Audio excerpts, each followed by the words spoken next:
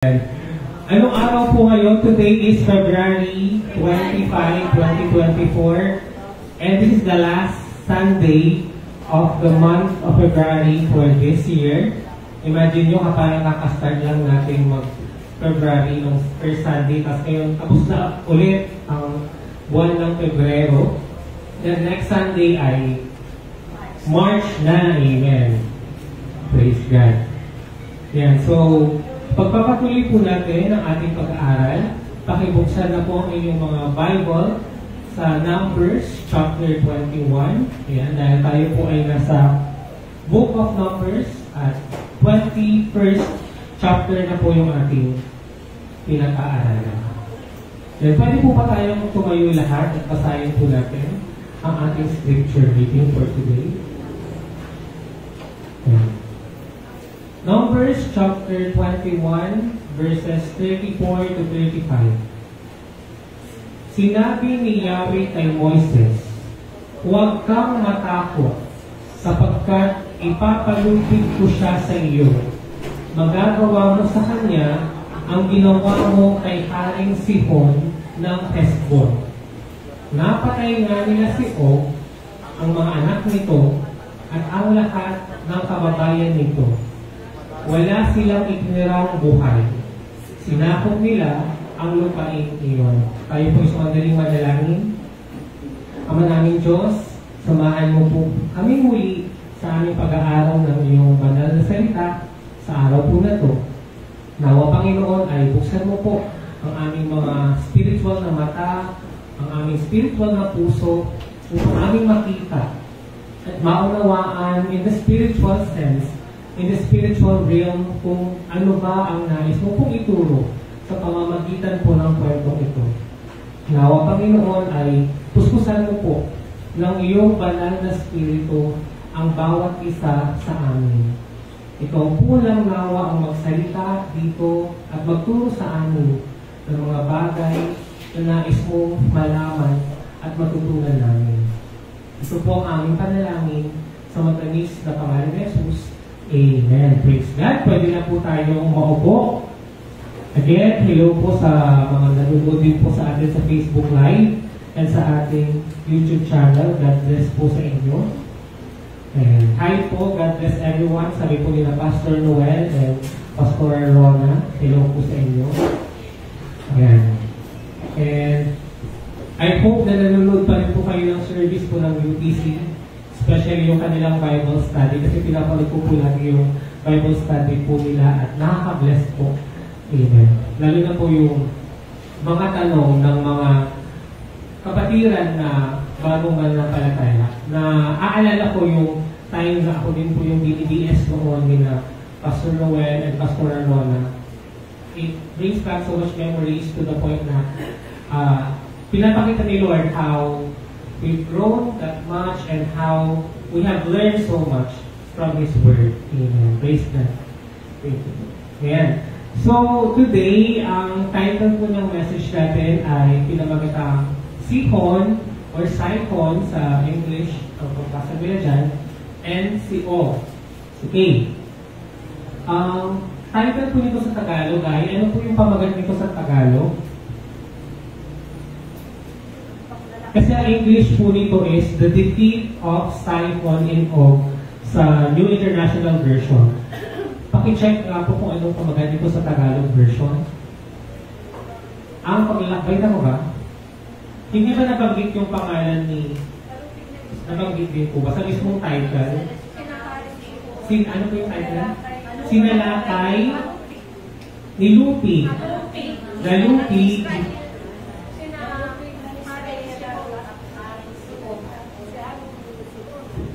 Okay.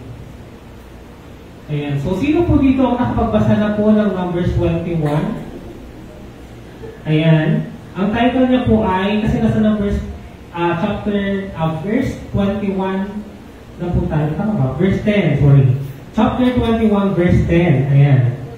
Ang paglalakbay ng Israel sa palibot ng Moab, at sa verse 21, nalupig ng Israel sina Haring Sihon at Og.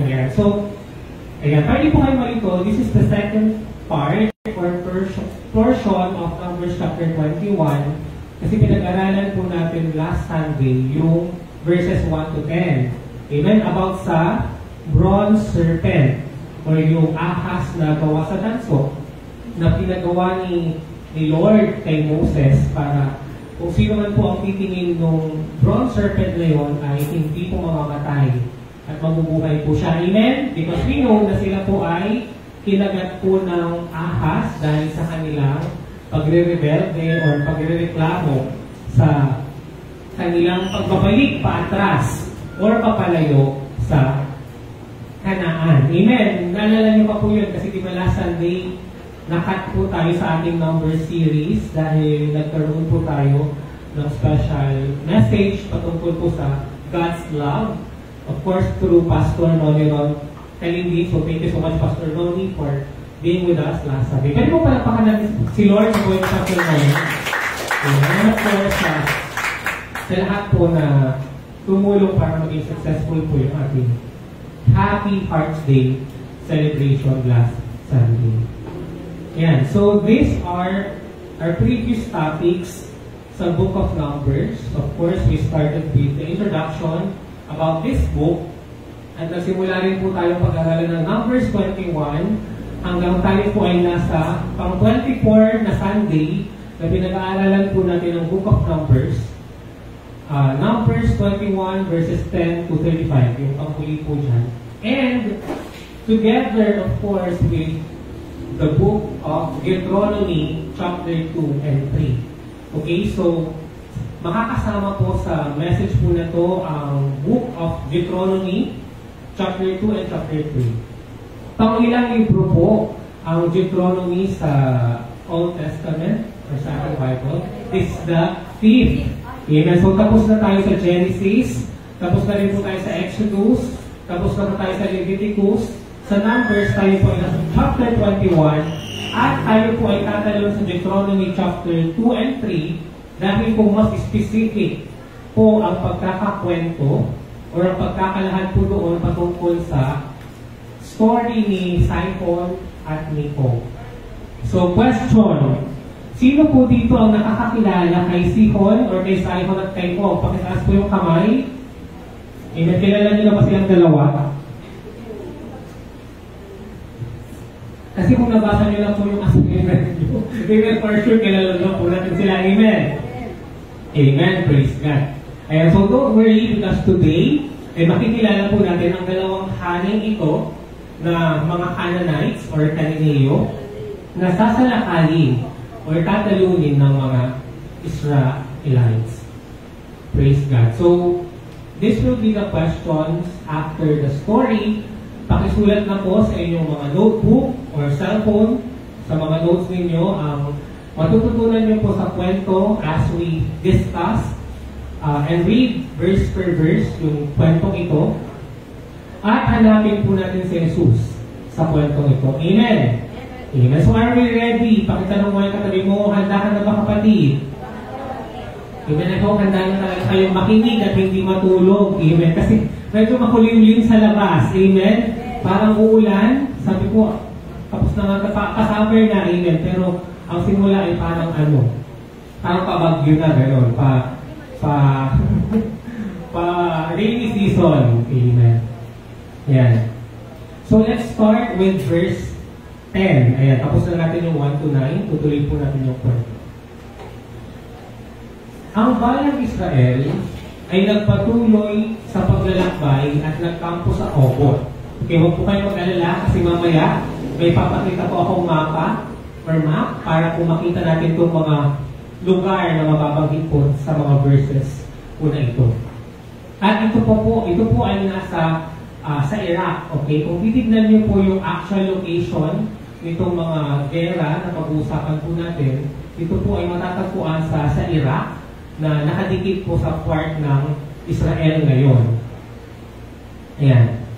Mula roon, nagpatuloy sila sa mga grupo ng Abarim sa ilaw na nasa silangan ng Moab. Okay? Kasi kung titignan niyo po yung Book of Numbers, sa last part ng kanilang paglalakbay, sila po ay dadaan sa Moab, amen, bago po sila makarating po sa Canaan or sa Promised Land. Kaya next Sunday and sa mga susunod na linggo, very interesting yung topic because we will talk about Balaam and his donkey. Amen? Yung nagsalita yung kanyang donkey or yung asno, which is parang bata po siya na ano po? Na batang, asno is parang batang kabayo. Okay, parang young horse, yung sasakyan niya na makikita natin next chapter. Yan. Pero bago po sila pupunta sa Moab, ito po muna yung madadaanan nilang mga lugar. So pag alis nila doon, nagpatuloy sila sa libis ng Sareth. Bukat naman dito ay nagpatuloy sila sa kabila ng ilog Arnon, isang lugar na nasa pagitan ng lupain ng mga Amoreo at ng mga Moabita. Okay. Kaya natala sa aklat ng pakikidigma ni Yahweh ang ganito.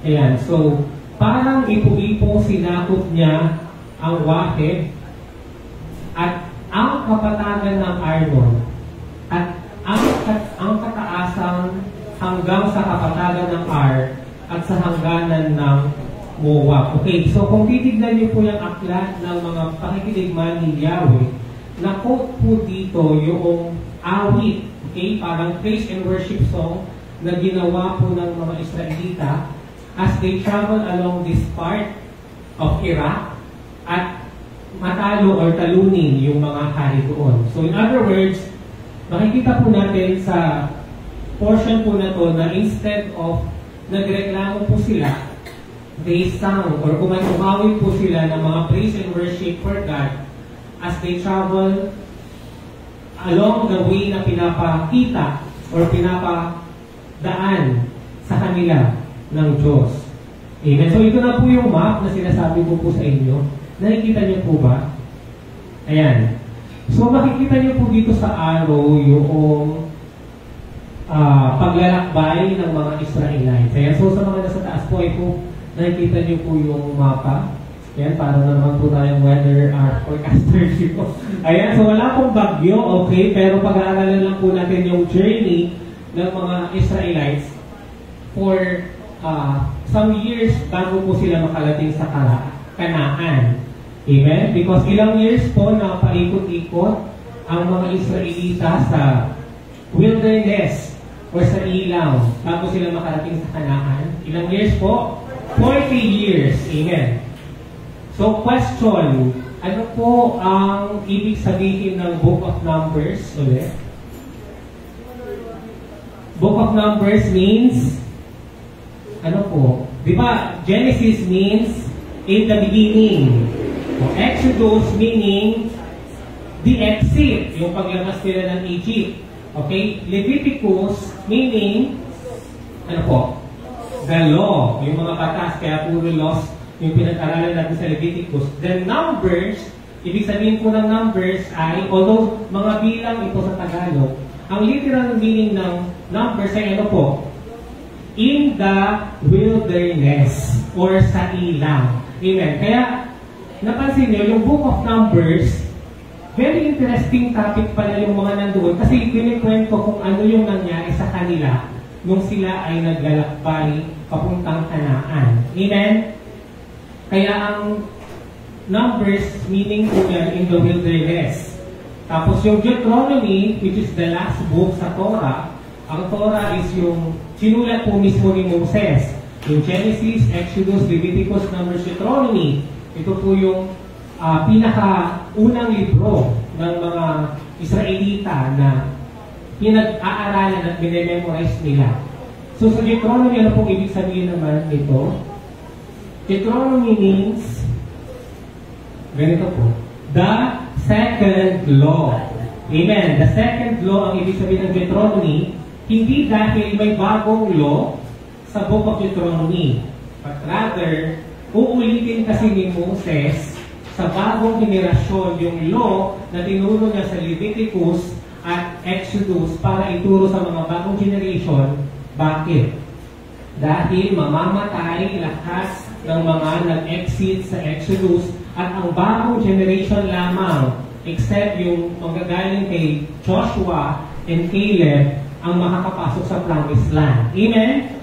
Not even Moses, nor Miriam, nor Aaron was able to enter this promised land. Amen?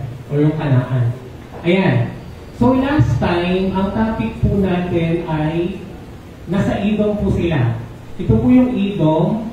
Asan po yung Kanaan? Kailangan ko yung Kanaan. May stick ba kayo? Narito na yung Kanaan. Nasaan yung Kanaan? Yung Kanaan yun po. Ayun. Ito po yung Edom. Diyan po yung tinirahan or lupa ng mga anak ni Esau. At si Esau, kaano-ano niya po si Israel or si Jacob? Kambal, kapatid. Kaya hindi po nila ito nilusok or sinalakay. Nalala niyo yung last story na gusto nilang dumaan dito kasi shortcut nga siya pakanaan. Amen? Kaya di ba nagpaalam sila sa hari ng Edom para dadaan sila dyan papunta doon. Amen? Pero ang nangyari, kaya tignan niyo yung araw, pababa po sila sa Mount Hor, papalit po sila ng Red Sea. In other words, lumalayo po sila sa Kanaan. Kaya nga ang naging kwento last Sunday, nagreklamo sila. Kaya kinagat sila ng akas. Amen? Dahil sabi nila, babalik na lang naman sila sa Egypt. Ayan, kasi nga, ang lapit na nila ng Kanaan, pero bakit pinapatras na naman sila? So, patras, papadaanin po sila dito sa Obot. Obot, Abaning, yan po yung mga nabanggit na portion doon sa first few verses ng Numbers 21. At paakyat po ng Moab. Kaya, so magagaling po sila dyan, papunta po doon sa Kanaan. Nakita niyo po? So, hindi sila dadaan na pa ganon. Sabihin natin kung yun yung east, ito yung west. Ito kasi yung Jordan River, okay? So, instead na dediretso po sila sa eastern portion ng Jordan River, dito po sila sa western portion dadaan. Kasi mamaya tatawidin pa rin nila yung Jordan River papunta sa Kanaan. Kaya kung titignan niyo yung first part ng Book of Joshua, mag-travel sila or tatawid sila sa Jordan River, tapos parang magkakaroon na naman ng Red Sea, yung lalabas na naman yung lupa, tapos gigilid na naman yung tubig. Napaka-interesting po ng mga kwento. Ayan, so nakikita niyo yung travel nila before. Noong una, ito po dati ganito yung travel nila. Ayan, papalapit na sila ng Kanaan. Pero ayaw nila magpatuloy. Kasi nga nakita nila na malalaki or mas parang higante yung mga nandoon. At sabi nila hindi nila yung matatalo. Kaya nga di ba nagpadala ng 12 spies si Moses doon para i-check kung talaga bang kaya nila. Pero ilan out of 12 ang nagsabi na hindi nila yung kaya lusubin? 10. 2 lang ang naniwala na kaya nilang talunin ang mga Kanaan. Sino po yun? Si Joshua and Caleb. Ayan, kaya kung matras na naman po sila, ayan, dito na po sila sa portion na to, babalik. So this portion po sa Moab, ang ating mababanggit po na mga kwento. Nakikita niyo po? Ito po yung Red Sea sa baba. Kasi galing po sila dyan sa lower portion. Ayan. So mula sa Arnon, nagpatuloy sila hanggang sa lugar na tinawag na Balon. Ang lugar na ito ay tinawag na Balon sapagkat dito sila pinakuhay ni Yahweh ng balon para makunan ng tubig. Umawit sila roon ng ganito. Ayan. So ito po yung kauna-unahang praise and worship or awit na naisulat sa Book of Numbers. Amen. Kailan yung last time na may nabasa po tayong ganitong song, parang sa mga Book of Psalms? Umawit sila noong sila ay nag-exit ng Egypt at tumatawid sa Red Sea. Nalala niyo po yun? Na habang sila po ay papatawid ng Red Sea, sila po ay nag-praise and worship. This time, gagawin po nila yon kasi baka takot na ulit sila makagat ng akas. Amen? Amen. Kaya, ang isa sa mga lesson dito, kung meron po tayong problema o dinadaanan, we should stop complaining. Amen. Stop complaining, but rather, we should stop singing and worshiping the Lord. Amen. So ito po yung kanilang awit. Umawit sila roon ng ganito. Umukal ka ng tubig o balon at sa iyo'y awit ang aming tugon. Mga pinuno ang pumukay sa iyo na ang gamit ay tungkod at setro. Yan. So nakaka-relate po ba tayo na sometimes mali yung approach natin sa problema? Kasi instead na magreklamo tayo, hindi tayo nag-praise and worship. Kaya napakahalaga po nung mga inawit din natin kanina because it helps us remember na instead of worrying about our problems, nare-remind tayo through this song na walang mahirap sa'yo, walang imposible sa'yo. Di ba yun yung mga inawit natin kanina?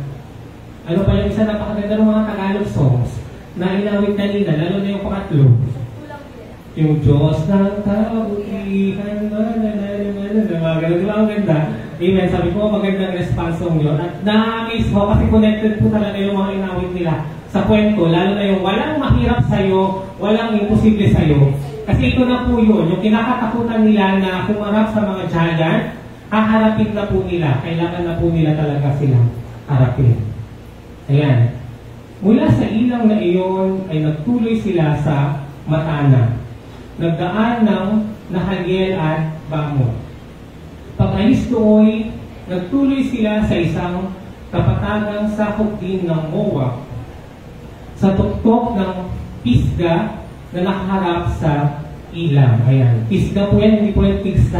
Okay? Baka Pisga po yung nabasa nyo dyan. Ayan. So this will now start with or begin with the story of King Sihon and King Og.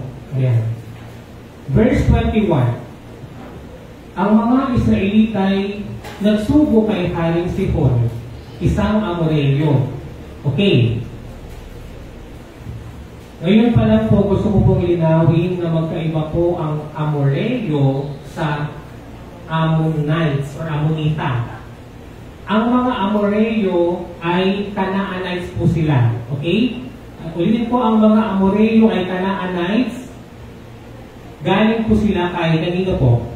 Kay Ham, kay Shem, or kay yung mga anak ni Noah, kay Japhet, kay Shem, or kay Ham. Galing po sila kay Ham. Si Ham po yung tinawanan niya si Noah nung ito po ay nakita niya na kaubat. Kaya their lahi was cursed. Ayan. Galing po doon ang mga Amoreo. Okay? Question, saan naman po galing ang mga Ammonites? Kasi ito yung mga Amorites. Ang tanong po kayo, saan naman galing ang mga Ammonites? Or ang mga Ammonita? Amen. Sino nagsabi nun? Ang mga Ammonites ay galing kay Lot. Okay? Kasi diba si Lot ay namatay yung asawa niya noong tumingin ito sa Sodom and Gomorrah. Kaya dalawang babae yung anak niyang natira. Pero yung dalawang babaeng anak niya ay nakipagsiping sila sa kanilang tatay kay Lot kasi nga mawawala na yung lahi nila dahil wala nga po ng lalaki yung kakaidalang nila. At magmumula doon sa panganay ang mga Ammonita o yung mga Ammonites. Ammonita, hindi po Amorites. At yung iba ay magagaling kay Moab o yung mga Moabites. So in other words, parang kalahi pa din ng mga Israelites ang mga Moabites at ang mga Ammonites. Amen. Kasi bakit? Si Lot, uncle niya si Abraham. Tama? At si Abraham galing sa kanyang mga Israelites. Kaya makikita niyo sa kwento mamaya na yung mga lupa na puposisyonan or pwepustuhan ng mga Ammonita at Moabita ay hindi ipapalusog ni Lord. Amen. Hindi niya papaalisin yung mga Moabites tsaka Ammonites. Amen. Kasi pinramis din ni Lord sa kanila. Kasi nga, lahat ng mag-anak ni Abraham.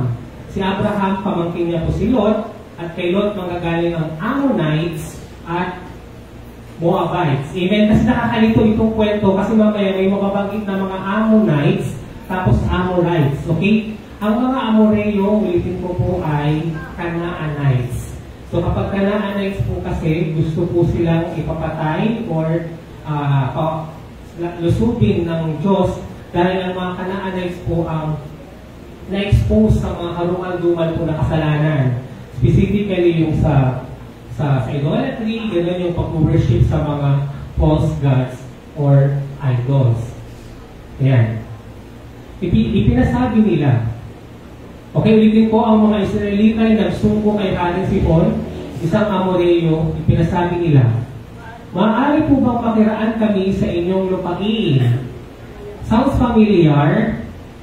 Maaari po bang makiraan kami sa inyong lupain? Kanino na nila ito ginawa noon? Or last na Sunday? Sa hari ng Edom, or sa mga Edomites na pinagmulan ni Esau, kapatid ni Israel. I hope na kakasunod po kayo. Nakakalito po dahil baka na information overload na po tayo.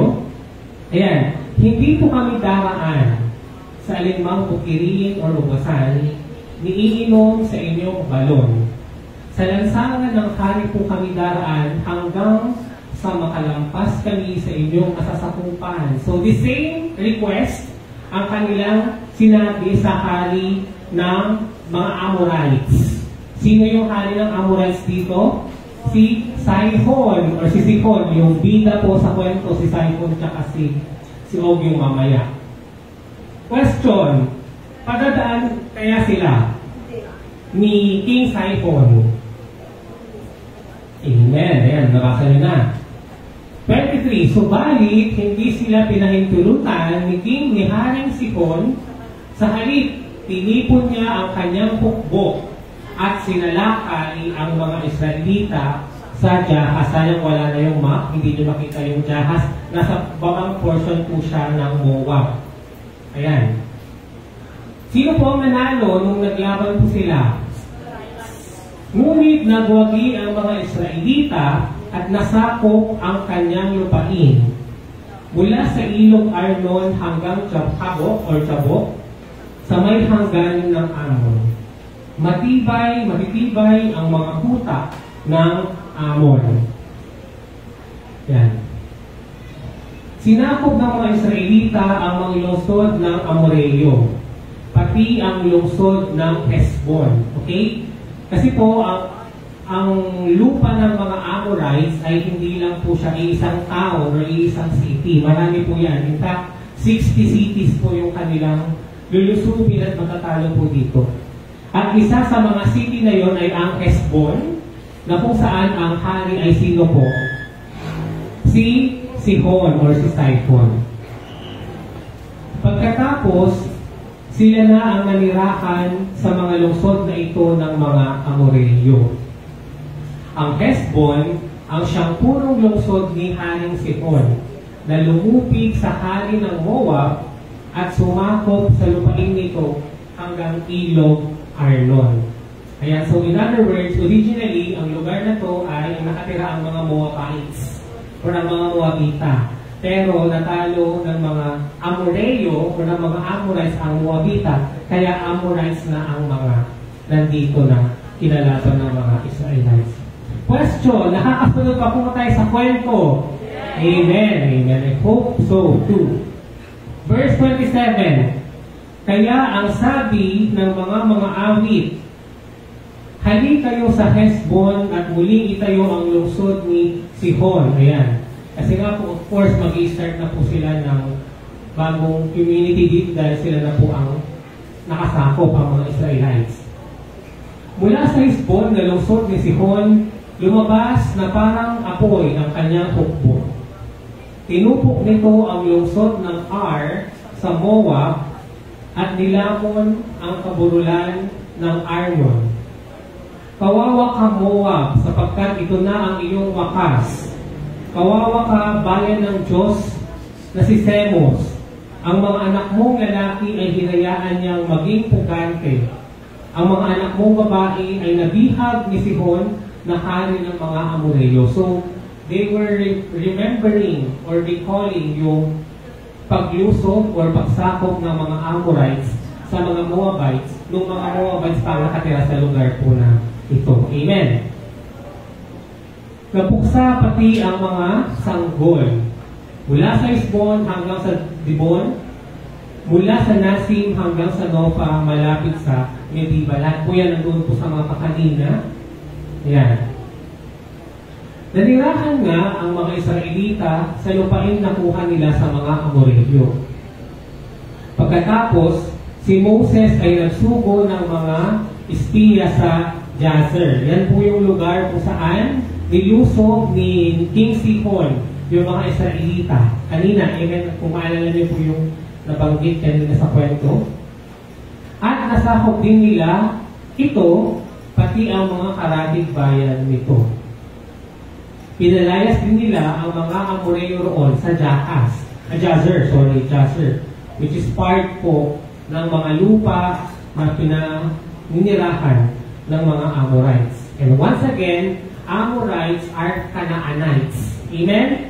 Kasi galing sila, nakalimutan ko na yung pangalan niya, isa sa mga anak ni Ham. Amen? Isa sa mga anak ni Ham ay si Kanaan. Amen? At si Kanaan, may anak siya, doon magagaling yung mga Amorites. In other words, ang Amorites ay mga Canaanites pa rin. And 33, hinarap naman nila ang Bashan, ngunit nilabanan sila ni Haring Og sa Idre. Sinabi ni Yahweh kay Moses, ito po yung scripture reading natin. Huwag kang matakot, sapagkat ipapalupig ko siya sa iyo. Si Og po yung tinutukoy dito.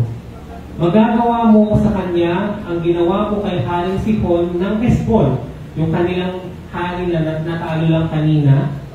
Kaya't napatay nga rin nila si Og, ang mga anak nito, at ang lahat ng kababayan nito. Wala silang itinirang buhay. Sinakop nila ang lupaing iyon. Amen.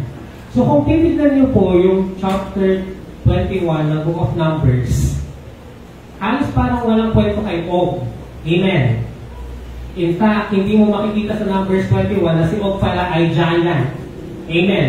Kaya sabi ko, isasama na natin yung chapters 2 and 3 ng Deuteronomy kasi doon po mas specific na ikikwento ang pagkatalo ng mga Israelita kay Sihon at kay Og. Amen. Pero dito sa Numbers 21, actually nangyayari pa lang yung events. Amen. Pero sa Book of Deuteronomy kasi, pinikwento na lang siya ni Moses sa mga bagong generation. Pero ang nakakatawa, yung pagkikwento pa ang mas detalyado kaysa sa actual scene dito sa Numbers 21. Amen. Actually, kung babasahin nyo rin po yung Deuteronomy chapter 1, doon makikita nyo na yung kwento ng 12 spies. Amen. Kasi di ba napag-aralan natin yung 12 spies? Pero pag babasahin mo yung Numbers, Book of Numbers, it is as if si God ang nagsabi na magpagalan ng 12 spies, di ba? Pero kung pupunta ka sa Book of Deuteronomy chapter 1, makikita mo na napakadetalyado yung kwento kung saan makulit yung mga Israelites at gusto nilang magpadala ng 12 spies sa Kanaan. Kaya umayag na si God na magpadala si Moses ng 12 spies doon. In other words, yung initiative na magpadala ng 12 spies, hindi galing yun sa God, kay God. Galing yun sa mga Israelites dahil gusto nilang masigurado na kung ano ang makikita nila doon. At gusto nilang masigurado na matatalo nga nila. Or kaya nga, kung kaya nga ba nila labanan yung mga nandoon. Amen. Nakita niyo po yung difference. Kaya pag-aaralan na po natin yung Deuteronomy para mas makilala po natin si Og at si Sihon. Ayan. So, chapter 2 verses 24 to 37 will talk about yung pagkatalo ulit ni Sihon. At yung chapter 3 naman ng Deuteronomy verses 1 to 11, mas detalyado yung pagkakatalo ng mga Israelita sa Og. Ayan. So, let's start with the Book of Deuteronomy chapter 2. Ayan. At ito po yung mas detailed na kwento na sinasabi ko kanina kung bakit ang mga Moabites at mga Ammonites ay hindi nilusog ng mga Israelites. Kasi nga galing sila kay Lot na pamangkin ni Abraham. Hindi po ito lahat nabanggit sa Book of Numbers, pero ngayon, pag-aaralan na po natin because ginagawa ko na po yung story sa Book of Deuteronomy at ang gagawin po natin doon sa summary po natin siya. baka hindi na po natin gawin yung Deuteronomy ay mag-start tayo from 1 to up to the end. Kasi po, gaya nga po ng nabanggit ko, ito po ay second law. Pero hindi po ibig sabihin na second law bago po yung mga batas dito. Second law kasi uulitin po or i-reiterate ni Moses yung mga natutunan na nating batas sa Leviticus. Ayan. And I hope by the middle Sunday of the April ay nasa Book of Deuteronomy na po tayo. Kasi ginagawa ko na po ng lesson plan. Para saan po yung mga teachers dito, ayan, di ba, before tayo magturo kailangan may lesson plan. Ayan, so, nakita ko na po sa Book of Deuteronomy kung ilan pong episodes pa ang ituturo ni Lord sa atin. And, hopefully by April, Deuteronomy na po tayo. And you know what? Trivia lang. Nag-start po tayo sa Book of Numbers ng April last year. Okay, so nagsimula po tayo din sa series natin ng Numbers, April 2023. Okay, so isang taon na natin siya pinag-aaralan, kaya natin ganyan pang 24 Sunday na ito. May naka-ready ng 7 pang, I believe, 6 na lang siguro, 6 to 7 na preaching about the Book of Numbers. Kaya so malapit na po tayong matapos, kaya sabi nyo sa katabi nyo, kunting tiis na lang kapatid. Amen! Pero ano pa lang yan, Torah pa lang. Hindi pa tayo napupunta sa New Testament. Amen. So makakama pang biyahe. Ito ang ating gagawin. Amen. And I hope na, ayan, lahat po tayo ay magkakasama pa. Kung revelation na po yung ating pinag-aaralan. Amen. Amen. Praise God. That would be like after 40 years siguro. Kasi mukhang isang book ay isang taon like yung Genesis, parang 2 years yata natin yung pinag-aaralan. Di ba? Tapos yung Exodus parang abot din ng 2 years. Ayan, praise God. Ayan. Kaya natin pa ilan ba ang book sa Bible? Ito 66. O 66 years natin ito matatapos. Okay? Huwag kayo mag-alala, malapit na natin matapos yung ano. Maabot din pa ni Louie, baka siya na yung nag-preach dito. Diba? O kaya niyo sa kwento, diba, nilibing na si Moses, si Aaron, nilibing na si Miriam. So part, may ganun talaga na mga part ng kwento na may papalit. Amen. Amen. Excited tayo. Ayan. Pero I hope talaga in Jesus' name na kahit on your own, matapos niyo po yung Bible at mabasa niyo po ito. Kasi I could guarantee you na ibang-iba po yung feeling kapag ikaw po mismo, masasabi mo na nabasa mo po yung Bible from cover to cover. Amen. So, gamitin niyo po yung Our Daily Bread kasi may strategy po doon paano mo mababasa yung Bible from Old Testament to New Testament ng isang buong taon. Yung nasa baba, diba na, sinusunod ko din po kasi yun, kaya natapos ko din po basahin ng Bible. And, mas maganda po itong ganito na nandito na tayo sa kwentong ito. So why not maximize all the lesson, all the preaching about Simon and Og? Kasi sila yung bida, sila yung pag-aaralan natin. Amen? Kasi nung ni-research ko po ito sa YouTube, sa internet, grabe sikat pala si Simon at si Og na ngayon ko lang po sila nakilala dahil ito na yung topic natin. At there were so many other books na magpaparuto na nag-exist po talaga si Og. Kasi si Og po is a giant. I believe 14 meters yung height niya. Tapos, kasi yung bed niya is 4 meters wide and 12 meters long. Kaya ipapakita po natin mamaya yung sukat ng higaan niya. Ayan. Kaya, bago pa natin makilala si Goliath na tinalo ni David, meron na palang giant Og na kanilang tatalunin. Amen. Kasi si Simon, hindi naman nabanggit na giant siya. So, hari lang talaga siya. Pero syempre, powerful siya kasi siya nga yung pinaka-leader nila. Pero itong si Og, ang talagang literal na giant. In fact, kung titignan niyo po yung Hebrew meaning ng Og, ano ang Hebrew meaning ng Og? Ang ibig sabihin ng Og ay gigantic. Amen. So kapag titignan niyo po yung origin ng Og, ang ibig sabihin po ito ay giant sa Hebrew term or Hebrew word.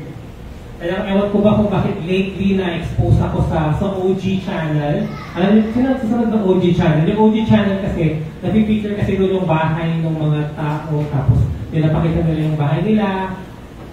Short video lang siya, pero nakaka-inspire how kahit na mga tiny houses siya ay napapaganda yung kanilang bahay. Ayan. So, yun. Number 4. Kasaan tayo? Saan ba? Okay. Okay? Nasa verse 4 na tayo. Tama ba? Verse 4. Dadaan kayo sa share ang lupain ng mga kamag-anak ninyo, ang lahi ni Esau. Again, nasa Book of Deuteronomy na po tayo, pero connected pa rin po ito sa kwento ni Simon at Og. Takot sila sa inyo, ngunit mag-ingat pa rin kayo. Referring to the Edomites. Amen? Huwag ninyo silang kakalabanin sapagkat kapiraso man ng lupain nila hindi ko ibibigay sa inyo. In other words, meron na palang warning from God na huwag nilang lulusubin ng Edomites. Kaya pala ganoon yung pakiusap nila na di ba, na makikiraan lang kami, di kami kukuha ng hayop or ng tubig. Ayan. Meron na palang warning specific kay God. Sabi niya, huwag ninyo silang kakalabanin sapagkat kapiraso man ng lupain nila hindi ko ibibigay sa inyo. Ibinigay ko na sa lahi ni Esau ang kaburulan ng Shir. Yan. Bibilhin ninyo ang pagkain at inuming kukunin ninyo sa kanila. Pinagpala kayo ni Yahweh sa lahat ng inyong ginawa at hindi na kayo hihiwalayan sa inyong paglalakbay sa ilaw sa loob ng ilang taon po sila sa wilderness? 40 years. Hindi kayo nagkulang sa anumang bagay. Kaya dumaan lamang tayo sa kanilang lupain at nagpatuloy sa paglalakbay palayo sa Araba, Ilat at Ezyon-Geber. Again, yan po yung mga nasa map kanina. So nakikita niyo po yung pagkikwento ni Moses sa kwento na to. Sabi niya, di ba? Kaya dumaan lamang tayo. In other words, natapos na po yung kwento ito. Kinikwento niya na lang sa bagong generation sa mga Israelites. At tayo ay napunta sa ilang ng Moab. Okay? Diyan po ang hari nila ay si Balak. Ayan, napakaganda po ng story next Sunday. Balik po kayo dito. At sinabi sa akin ni Yahweh, huwag rin ninyong guguluhin. Sasalakayin ang mga Moabita. Okay, ang mga Moabita ay galing sa anak ni Lot na pamangkin ni Abraham. Sapagkat kapiraso man ng lupain nila ay hindi ko ibibigay sa inyo. Grabe no, parang in other words, may nilaan na pala si Lord para sa atin. Na kahit gustong kunin ito ng kalaban, hindi nila ito makakagaw kasi ibinigay talaga nito ni Lord para sa kanila. Amen. Grabe no, sabi niya, huwag nyo rin silang guguluhin o sasalakayin ng mga Moabita sapagkat kapiraso man ng lupain nila ay hindi ko ibibigay sa inyo. Ang lupain ng Ar, ayan, or yung Ur na tinawag nilang Haran lately, part pa rin ito ng Iraq, ay ibinigay ko na sa lahi ni Lot. Ayan.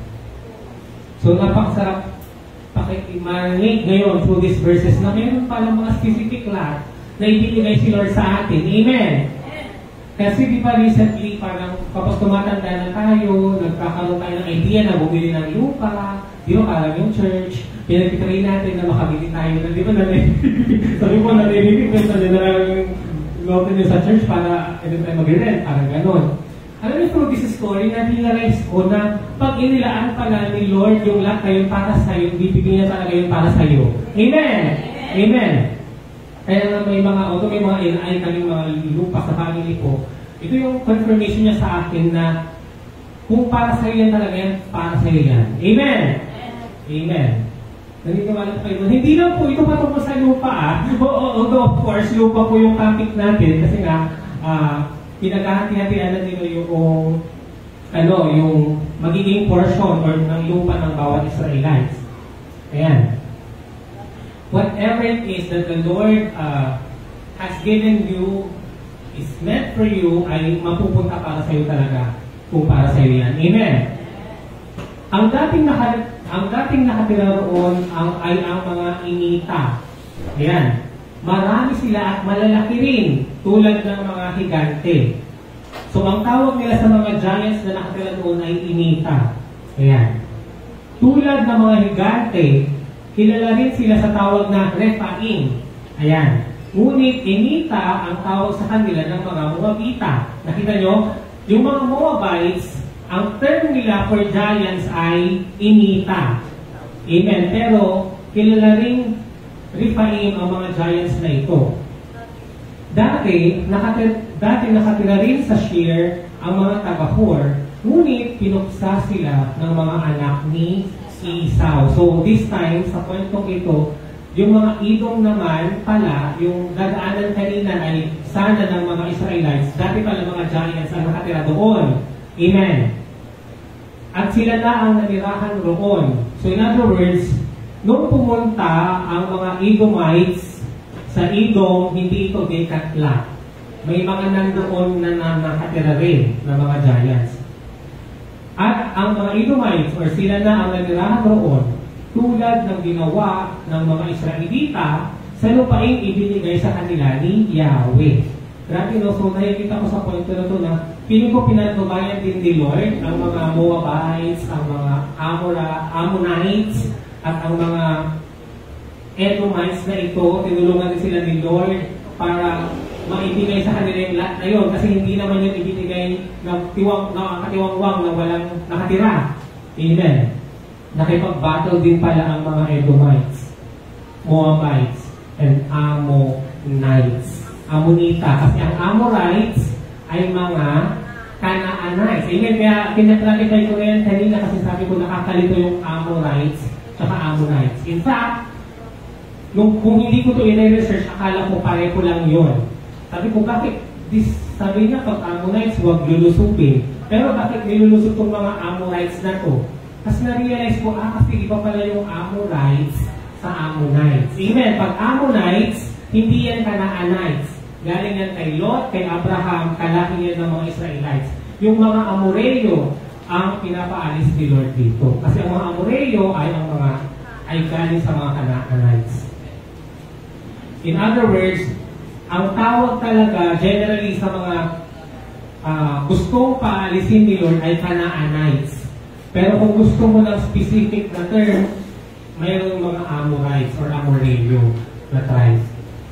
Even parang tignan nyo maraming Israelita, pero mayroong mga galing sa tribe ni Ruben, kaya Rubenites. Amen, may mga galing sa tribe ni Gad, kaya Gadites, parang gano'n po. 13. Ngayon nga'y magpatuloy kayo, tumawid kayo sa batis ng Zaren. At gano'n nga ang ginawa nila. Verse 14. 38 taon ang nakalipas mula nang umalis tayo sa Cades Barnea hanggang sa pagtawid natin sa Zaren. So it took them 30 years since nung, ang sinasabi po dito Cades Barnea, yan po yung kwento ng 12 spy. Naalala niyo yun, di ba? Nandun sila sa Cades Barnea, amen? Amen. Praise God. Kaya nandun po sila sa Cades Barnea nung second year, nung kanilang pag-exit sa Egypt, amen?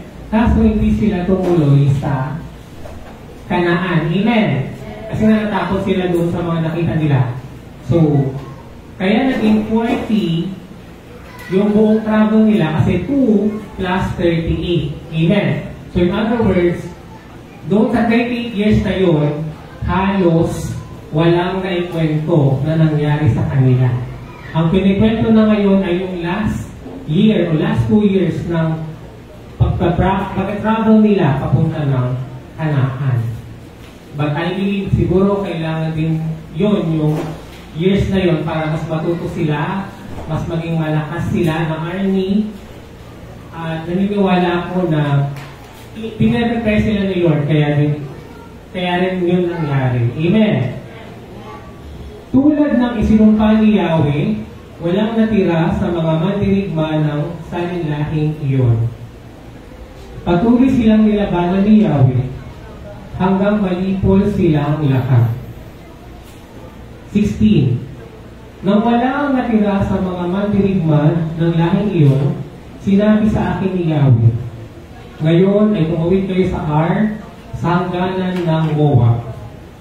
Pagdaan ninyo sa lupain ng mga anak ni Ammon, ayan, Ammonites po itong mga ito, huwag ninyo silang guguluhin. Ayan, dito na po ako nalito. Kasi sabi ko, akala ko, huwag silang guguluhin. Bakit pinapatay yung mga Amorites? Yun pala, ang mga Amorites ay hindi Ammonites. Amen? Kasi ang mga Ammonites ay galing kay Lot. Kanino ulit yung dalawang lahi na nagsimula kay Lot? Moabites, tsaka Ammonites. Kung pag-aaralan na po natin yung Book of Ruth, amen, si Ruth ay galing sa Moabites. Isa po siyang Moab. Ayan, so isa sa mga pinaka-famous na Moabites. Ayan, sabi ko dito na ako nalito kasi sabi ko, bakit kanina lang pinapatay na yung mga Amorites, tas ngayon, huwag silang nilusupin, din pala, iba pala itong mga Ammonites. Pagdaan ninyo sa lupain ng mga anak ni Ammon, huwag ninyo silang guguluhin o didigmain sapagkat kapiraso man ng lupa nila ay hindi ko ibinigay sa inyo. Ibinigay ko na iyon sa mga anak ni Lot. So, kagaya ng nabanggit kanina na huwag nyong lulusubin yung lote o lupa ng mga Moabites at Edomites dahil ibinigay na yun ni Lord sa kanila. Amen! Yan na. Ang lupain iyon ay dating sakop ng mga Rephaim. Amen. Ano ulit yung ibig sabihin ng Rephaim? Mga higante. Amen. Na ang tawag ng mga Amonita ay Samsumin. Ayan. So in other words, kada tribe, iba ang tawag nila sa giant. Parang for example, sa Filipino, iba ang term for a particular fruit like apple. Pero sa Tagalog, mansanas, parang gano'n. But we all refer to one and the same thing. And this time, we were all referring to the giants na mga naunang nakatira po doon. Kaya in fact, kung titignan nyo po sa kwento nga ng 12.5, di ba? Takot sila kasi nga marami silang nakitang higante.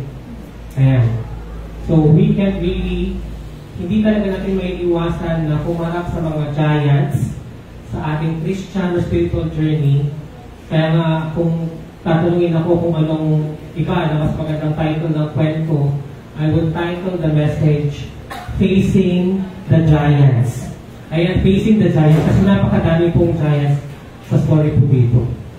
Ayan, marami rin sila at malalaking tulad ng mga higante. Ngunit pinuksa sila ni Yahweh. Kaya tinaboy sila ng mga Amonita upang ang mga ito ang tumira roon. Again, tumira ang mga Ammonites sa lupa nila na hindi ito vacant lot. Tinalo nila yung mga giant din na nandoon, kagaya ng mga Edomites at Moabites. Ayan. 22. Gayon din ang ginawa ni Yahweh sa lahi ni Esau nang ang mga ito'y magpunta sa Shir.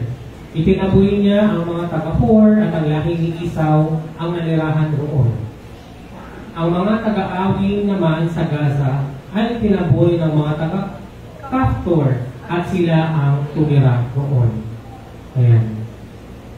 Wait, dapat nabilisan natin.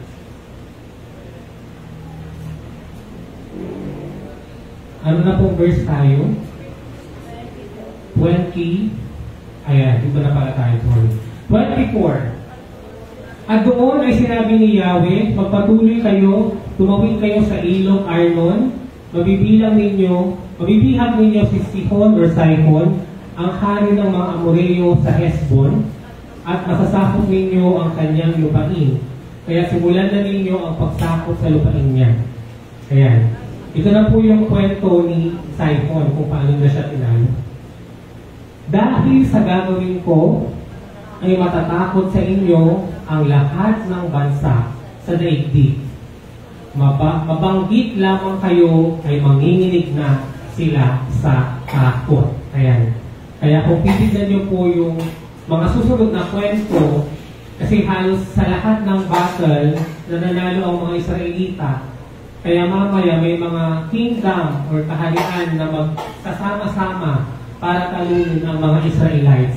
Dahil nga, nakikilala na ang Israelites as a strong group, okay, na nagsimula silang gawing bihag or slave sa Egypt. Amen. In other words, alam din po ng mga tao na dinadaanan nila na sila ay dating galing sa Egypt at sila ay mga slaves doon, pero ngayon grabe na yung kanilang group na natatalo nila yung lahat ng mga kingdom na pinapalusot sa kanilang Yahweh. In other words, sa ginagawa nila, si Lord ang nakikilala.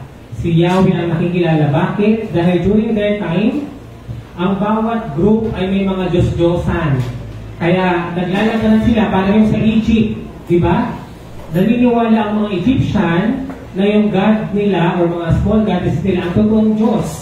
Pero pinakita sa kanila ni Yahweh through the Israelites that Yahweh is the real God of the world. Amen. Kaya habang natatalo ng mga Israelita ang bawat group or tribe, nanginginig sila kasi parang naniniwala sila na mas makapangyarihan na ang Diyos na sinasamba or worship ng mga Israelites. Amen. That's why in our life, I hope na ganoon din po na as we become more spiritually successful or kung ano man po yung nakikita ng ibang tao sa ating buhay, ay ang Diyos ang napapapurihan. Amen?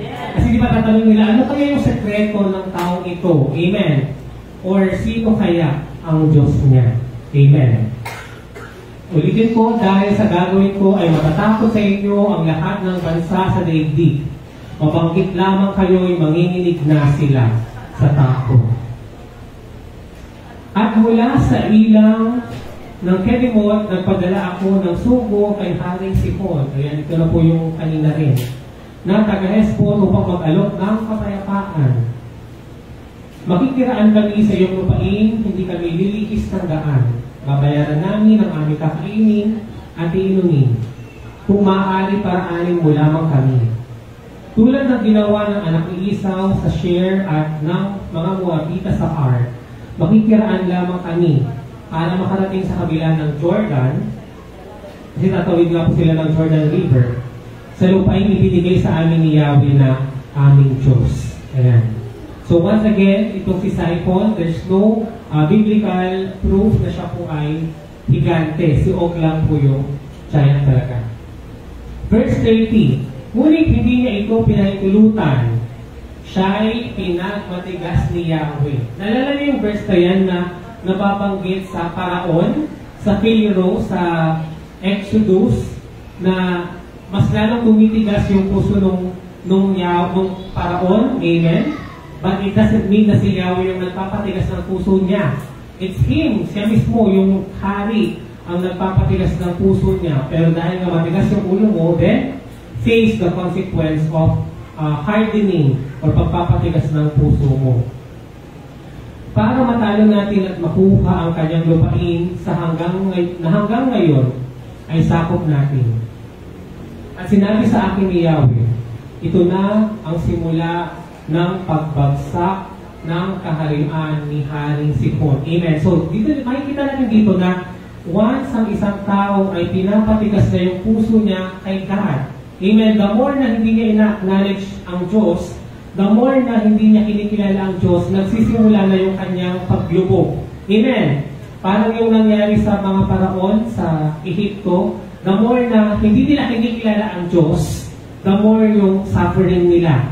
Amen. Kaya huwag po natin hayaan na tumigas yung puso natin sa Diyos, or huwag po natin siyang, or na huwag natin siyang kilalanin. Rather, we have to soften our heart, amen, and humble ourselves and believe in God. Amen. Ayan. At sinabi sa akin ni Yahweh, ito na ang simula ng pagbagsak ng kaharian ni Haring Sihon sa inyong mga kamay. Sakupin na ninyo ang kanyang lupain. Nakita nyo ba dito na may go signal na si Lord na sakupin si Sihon as opposed kay Edom? Huwag bilang sasakupin ang Edom, ang Moabites at ang Ammonites. Pero dito, mayroong go signal. Sakupin na ninyo ang kanyang lupain. Ayan. Kaya sinalakay tayo ni Sihon at nang lahat ng kanyang mga tauhan sa Jahas. Yan yung nabanggit kanina. Ngunit siya at ang kanyang mga tauhan ay natalo natin sa tulong ni Yahweh. It's not because magaling or malakas ang mga Israelita, kaya natalo nila si Sihon, but rather it's because of God's help, God's mercy, and God's grace. Amen. Nasakop natin ang kanyang mga lungsod. Ginibahan natin ang mga ito at walang itinirang buhay isa man sa mga taga-roon. Ang kanilang mga hayop at ari-arian ay sinamsam natin. Walang lungsod na hindi natin napasok mula sa Aroer hanggang Gilead. Lahat ay nasakop natin sa tulong ni Yahweh. So better know kung sino talaga ang dahilan sa bawat successes natin sa buhay and lahat ng mga blessings na ating natatanggap. Amen. Ngunit hindi natin ginalaw ang lupain ng lahi ni Amon, ayan, Amonita, ang baybayin ng ilog Jabok at ang Kaburlan. Sapagkat iyon ang kabilin-bilinan ni Yahweh na ating Diyos. And finally, we're down to the last part of the message. Dito natin makikilala si Og. At mas specific po yung kwento niya sa chapter 3 ng Book of Deuteronomy. Amen. So, buksan niyo na po ang inyong Bible sa Book of Deuteronomy chapter 3. Yan.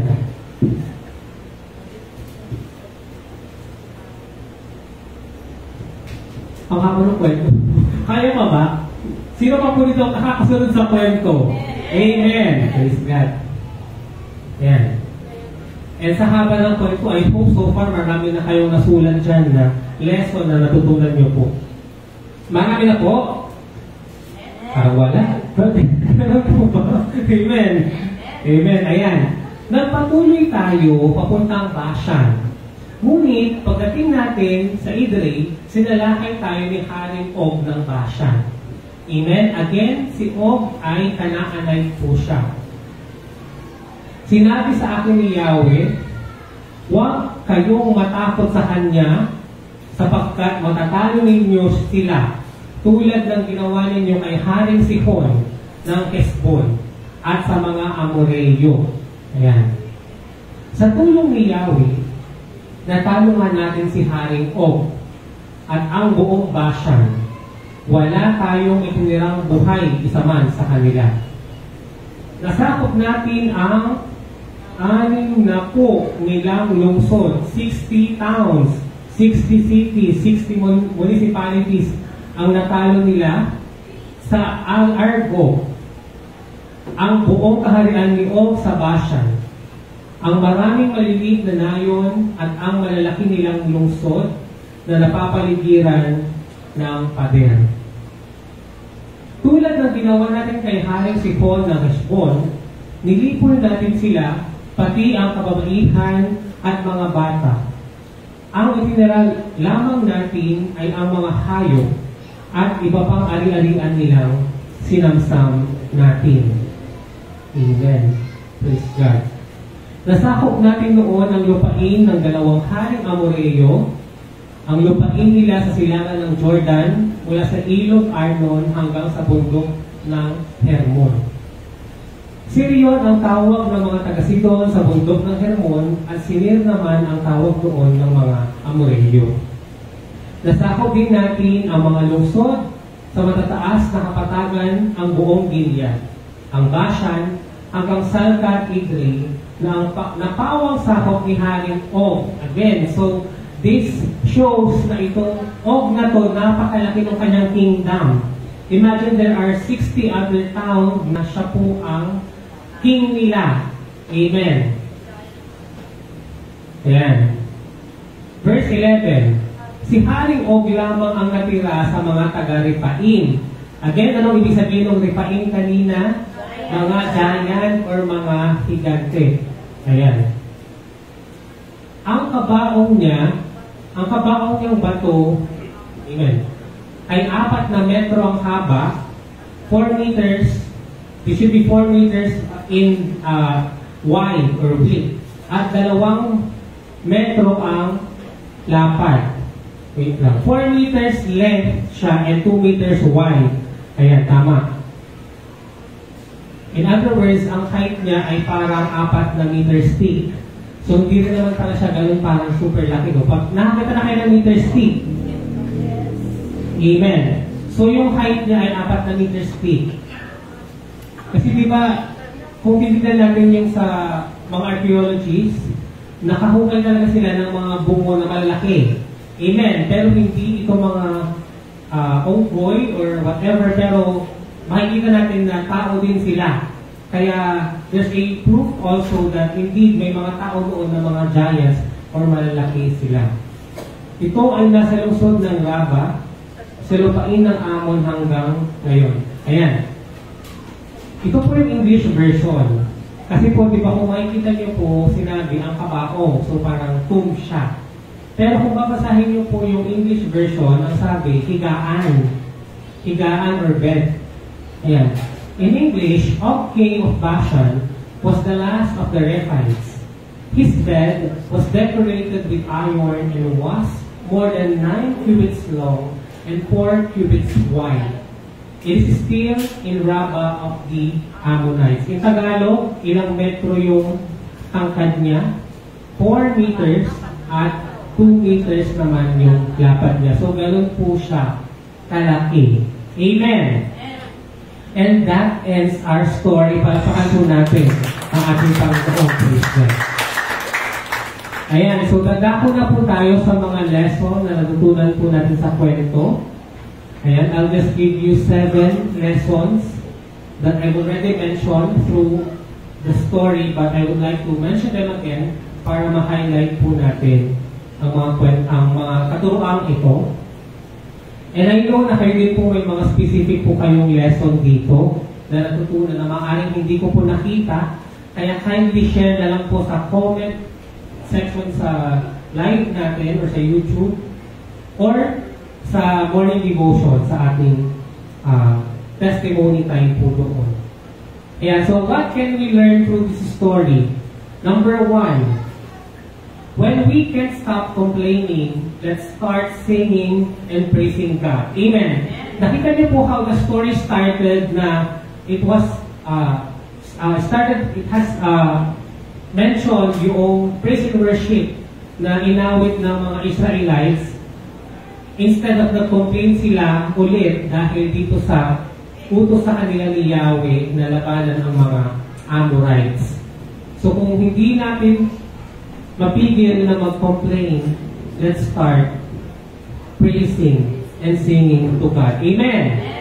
Second, nabanggit mo na rin po ito kanina, if it's yours, it's yours. Amen.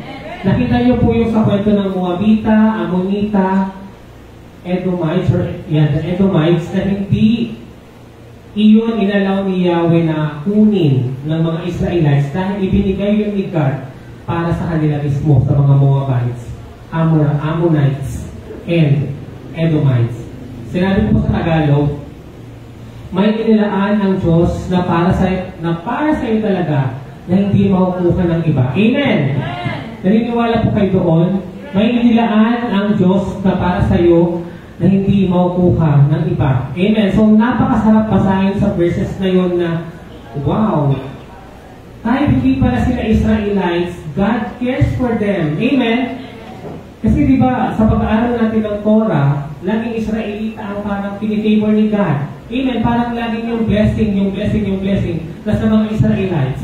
Pero through this story, we can see that He cares also for other people, especially yung mga Moabita, Ammonita na may pinangako rin po ang Diyos sa kanila. Ayan. Third, do not covet your neighbor's possession. Amen? Praise God kasi nag-obey at nag-follow din naman yung mga Israelites na huwag nilang kunin yung lupa na ibinigay ni Yahweh or ni God sa mga Ammonites, Moabites, and Edomites. Amen? So, if we know that it has or it were given by God to them, then let's be happy for their success. Amen? Kasi hindi lang po ito patungkol sa lupa. kung ano man yung ibinigay ni Lord for others, let's respect that. Amen. At huwag na nating kunin or pilitin pang ang kinin. Next, don't fight unless God leads you to do so. Amen. Don't fight unless God leads you to do so. Nakita niyo po yung part sa kwento na may mga kingdom or mga lahi na ayaw ni Lord na labanan nila at meron naman na mga may go signal or inalaw ni Lord na kanilang lusubin. Kaya always choose our battle and make sure that in that battle, si Lord mismo ang nagsabi na it is worth fighting for. Amen. Number 5. You may face giants along the way before you enter or you can enter the new phase or new chapter or new part of your life. Amen. In other words, hindi talaga nila maiiwasan na humarap sa mga giants. Kahit na noong sa kwento pa lang ng 12 tribes, natakot na sila sa mga giants po na ito. Amen. Kaya nga ang dami-dami natin naririnig na testimony na sabi nila, bakit kung kailan pa sila sumunod kay Lord, mas grabe pa yung kanilang mga challenges, grabe pa yung kanilang mga struggles na kanilang kinaharap. And take note, just like in this story, those giants are necessary because those are given or were given by God in preparation sa another part or another kwento, another phase ng buhay mo. Amen. And in the story, I'm referring to the new chapter, yung Kanaan, na kanilang mas grabe pa yung lulusubin nilang mga nandoon na giant. And not just giant na literal na malalaki, kundi giant in a sense that they are very well equipped when it comes to handling battles. Amen. And number 6, when God is with you, no giants can defeat you. Amen. Kaya laging nababanggit sa verse, sa tulong ni Yahweh, sa tulong ni Yahweh, sa tulong ni Yahweh. Dahil nga po kasama nila si God. Kaya, I don't know kung ano man yung mga giants na kinakaharap nyo ngayon. Ang point ko po dito, hindi po literal na makipaglaban po tayo, tapos papatayin po natin yung mga giants. That's not the point of the story. Pwede bang tanongin niyo yung katabi mo, kapatid, ano yung giant na kinakaharap mo ngayon? Yung asawa mo ba? Ano? Yung asawa mo ba, or yung anak mo, or teacher mo, yung boss mo, sino yung giant na para feeling mo hindi mo kayang labanan, hindi mo kayang talungin? Amen? Kaya kasabi sa ilawid natin kanina, walang mahirap sa'yo. Walang imposible sa'yo. Because in this world, we will surely face giants. Amen. Kaya facing the giants, sabi ko yung title nito. Kasi dito literal na may mga higante na kailangan natin talunin, pero matatalo natin yun dahil sa tulong ni Yahweh, ni God, ni Jesus. Amen. Amen. In other words, sabi dito, you can face all giants when God is with you. Amen. You can face all giants when God is with you. Amen. So, sinagot niyo ba yung katabi niyo kung ano yung giant na kinakarap na kayo? Could it be the exam, the board exam, or sakit ba yan, the cancer that you have, yung kinakatakutan ninyo na feeling nyo mas makapangyarihan pa yan sa Diyos nyo. O sa Diyos natin. Amen. Huwag po tayong matakot because our God is greater than all the giants that we face. Amen. I don't know what that giant is, pero si Lord surely, alam niya po, kung sasabihin niyo po sa Kanya, kung ano man yung mga giants na kinakarap po ninyo. Amen! And finally, we can face all these giants because God has given us the spirit of strength and not of fear. Amen! God has given us the spirit of strength and not of fear to face all these giants. Amen! Amen! Pag-picture nyo na po yan. So, ako po next because we will answer our last question, where is Jesus in the story? So, kayo, ano po yung giant nyo? Ano po yung giant ninyo? Yung trabaho nyo ba yan? Yung family nyo? Kung ano ang problema po yan, God has given you the spirit of strength and not of fear. Amen. And finally, where she's in the story, okay, of course, that side points na, oh, but Jesus is the one who will help us face all these giants. Amen. Siya yung laging sinasabi na, sa tulong mo, sa tulong ni Yahweh, sa tulong ng Diyos. Amen. Because right now, we have Jesus. Amen. And His Spirit is in us. Amen. The Holy Spirit na binigay niya sa atin na bilang regalo ang siyang tunay na nagpapalakas at nagpapatibay ng ating loob para harapin ang lahat po ng giants na ito. Amen. Kaya sabi nga po sa 1 John 4:4, ito po yung pinong dito that the Lord is greater than the giants you face. Amen.